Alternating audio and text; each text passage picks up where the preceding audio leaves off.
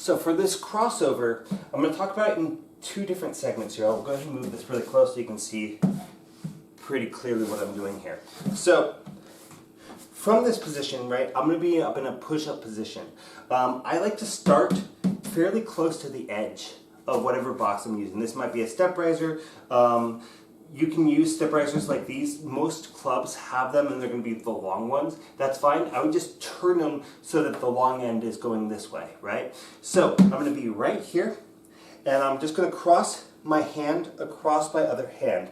I often find that sometimes people get better results when they're doing this by crossing their hand under and then it steps out to the other side. Cross and step, cross and step. So when I start this movement, I'm going to be in a push-up position, right? My feet are together, and then as I pick up the hand that's on the floor, I'm going to step my opposite side leg over. Boom. See, my body likes to work in opposition. I bring this hand out, I put it on the ground, and my feet come back together. So cross, together, cross, together. So because I'm actually pretty good at this movement, if I keep putting my hands behind each other, they'll inch themselves closer to this edge. That's usually not the problem with people. People tend to post out and they'll cross over, over, over, over, and they'll get across this. And what I want is, again, I want my hands to stay at my nipple lines. So if I'm constantly crossing to the front, my hands are walking out, they're going to be lifting up and away from my body. So just be aware of, okay, am I on, there's a little seam right here where this texture meets the side here. So I want my hands always be going there. So I might think, okay, I'm going to cross to the front, I'm going to cross to the front, I'm going to cross behind, I'm going to cross behind, right?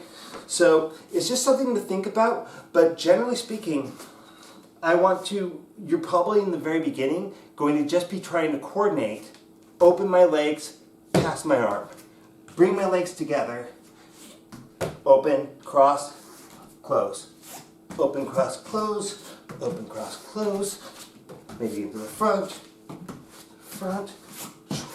whatever floats your boat. So it's just a matter of coordinating those. Again, we are going to be working with all three of these exercises. I'm going to be picking up my kettlebell probably with about 5 seconds left to go on my rest period so that it is in my hands. 4, 3, 2, 1, move, right?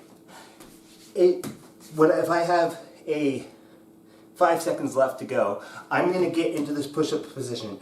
4, 3, 2, 1, right? So the moment that the timer goes off, and there are apps that you can get on your phone that will do this for you, but the moment that that timer goes off, that is the moment that you need to start moving. When the timer goes off again, that's when you stop moving. And so try not to sit like I am now. Actually get around, walk around a little bit, just very casually during your rest periods. But I really want you to be working on, getting up to a pace, right?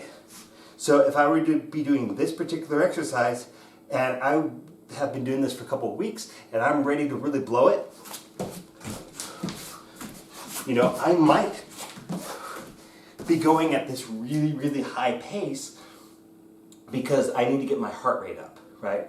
So that's what we're trying to do here. We're trying to build up some baseline endurance so that we can do more when we're lifting on our heavy days. All right, let's get on to the next circuit.